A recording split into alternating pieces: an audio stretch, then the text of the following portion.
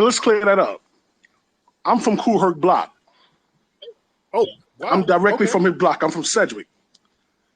Okay. Kool Herc, you hit it on. He came here at 12 years old. When he came here at 12 years old, he had no clue. He didn't even want to be a DJ. He wasn't even thinking about being a DJ. He was playing with toys. He said, I hooked up with some Black American kids and I got Black Americanized. They took me through the streets of the Bronx. They taught me the latest slang, the latest dress, the latest haircut. He said, I learned all this from Black American kids. All my friends were Black American. They took me to the first funk break parties, which hip hop didn't have a name yet. It wasn't called hip hop. They took him to DJs like John Brown. And then later on, he learned people like Grandmaster Flowers and a lot of other DJs. That's when he started learning he wanted to be a Black American DJ. He seen the breakdance was already around him. He wanted to be a breakdancer. Mm-hmm. Hip hop already existed. It didn't have a name yet. Right. So he was learning all this from everybody else. When he first decided to want to be a DJ, he started learning from everybody, teach him how to use two turntables that already existed. They were already using two turntables. They was already mixing breaks. Grandmaster Flowers was the #1 DJ in New York City. His name was Grandmaster Flowers, not Flash. Yeah. They all wanted to emulate him because he was the best. Before disco started, he was doing what you call hip hop. It didn't have a name to it. It was blending funk breaks. He opened up for James Brown in 1969 in Yankee Stadium. Right. He was a warm-up DJ for them, and he was a fanatic for James Brown as a teenager. Now, was Pete DJ Jones around in that Yeah, time? he came after him. Pete DJ Jones came after him. And they were mostly like doing like R&B and disco at that time. Disco didn't kick into 73. But before that, Grandmaster Flowers was the best. Then you had another DJ called John Brown. That's where Herc learned how to learn the hip hop from. He was going to a club called the Plaza Tunnel. All the gang members, the graffiti writers, they all used to go there. Everybody was breakdancing to James Brown and Jimmy Castor, Aretha Franklin. Yes. They was blending those breaks already. Herc tells you himself, he said, I'm watching everybody break and I want to be down with this. I want to learn this. He wanted to learn how to do the DJ work. Phase 2 will tell you this because Phase 2 taught Herc how to graffiti. Herc was a graffiti writer first. He took Herc around to the different clubs, the Plaza Tunnel, the Puzzle, the Psychedelic Shack, the Factory West. Once he caught that bug about wanting to be a DJ and do the hip hop and the breaking, he became a DJ. You had Smokey and the Smokatrons. That was the DJ before Herc. He had all the B-boys, all the breakers at his parties first. But when Herc caught a ballroom, he got a ballroom, he rented it out, and he rented it out in a spot where it was neutral. You couldn't go to other hip hop parties because gangs affiliated different cultures in different neighborhoods, so you couldn't just walk in and party and have fun. He had a central spot in a place where he got a spot where everybody could come to and enjoy hip hop. That's how he became big. Yep. And then he started doing what everybody else doing, taking the break beats and mixing them together, and he put them back to back. Where everybody was doing break beats between two records, Herc would add two more. He wasn't good at blending. He wasn't good at mixing. He would just play the records back to back to back. Okay. That was it. Okay. But he wasn't good as everybody else. But he did become the dominant DJ. From 73 to 77, each DJ had their turn. His turn influenced Flash and Bambaataa, who came from his parties. Flash was a B-boy. Now, right. And Melly Mel was a B-boy. Yeah, they was all B-boys. They all used to go to Smokey parties first. They all went to Smokey and the Smokatrons. The Smokatrons was a B-boy crew first. They went there first. But when Herc started putting his stuff on and he started joining the bigger parties, they left Smokey and went to Herc's party.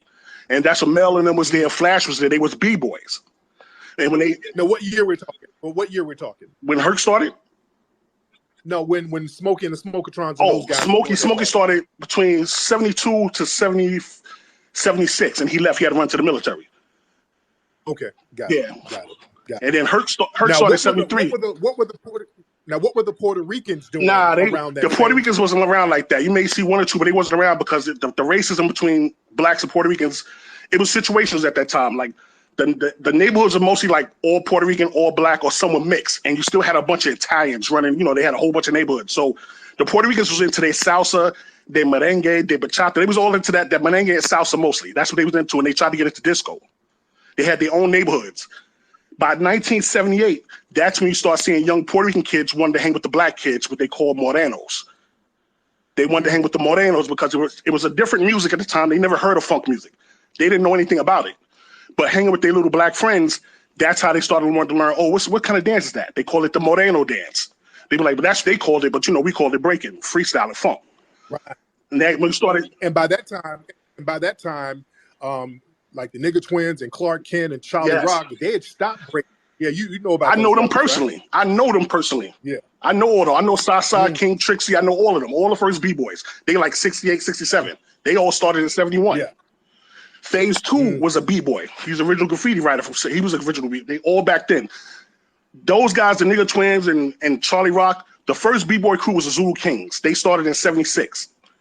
They came from the parties watching A1 B-boy Sasa. That's the first B-boy. They came from watching him and the Nigga Twins and Clark Kent. That's how you get the Zulu Kings, because they went to those parties watching them. So they started to form the Zulu King B-boys with Charlie Rock and them. After them came the Puerto Ricans. The Puerto Ricans started watching the Little Zulu Kings. That's Beaver and them. Beaver's the president of Little Zulu Kings. He started in 77, 78, and he started when everybody else retired. B-boys was played out. The breaking was played out in 77. From 71 to 77, it was being done that whole time. And then originals, they thought it was played out. They went over to something else, like doing the hustle, Electric Boogie. They moved on to something else. But when the Puerto Ricans found it, they found it when it was already played out. Nobody was doing it anymore except the baby blacks, the baby Little Zulu Kings. That's who inspired them. And that's how you get your Rocksteadies and your Bronx Boys and your Rockwell Association, all these guys. They came later after the Little Zulu Kings. Charlie Chase, all the first Latin DJs and the first Latin rappers, they came late. They came 77, 78. They all came later. And they all each have a story. Like Whipper-whipping those guys. And they tell you, Prince Whipper-whip, Charlie Chase, Tito, Disco Wiz, they all tell you it was racism. Puerto Ricans used to get at them like, why you hanging with the Morenos? Why you trying to act like and dress like the Morenos? Why you talking like them? Because they spoke a lot of Spanish back then. Mira this. Then with the blacks is like, yo, why is he here? Why Jose is here? Why he not playing with a salsa band or something? Why he not doing merengue? They said, nah, he cool. He with us. He learning. That's how that went. That's the part they're not telling you. Those are the details. Hip hop didn't have a name and it existed for like 5 to 7 years before a Latino got into it. After them came the whites with Disco Fever. The owner of the Disco Fever was the first white guy that got into hip hop by giving everybody a chance to play at his club, the Disco Fever. His name was Al. Sal Albertino. He opened up Disco Fever. He let blacks play hip hop there. Then came Blondie. She was the second white person. These people all started. That's how they started coming in. First the Latinos, then the whites, and then they started opening the doors for everybody. Yeah. It always happened. Even with rock and roll, they try to steal our stuff. Soon we teach people, the same people we teach 50 years later say they was with us or they helped us create it.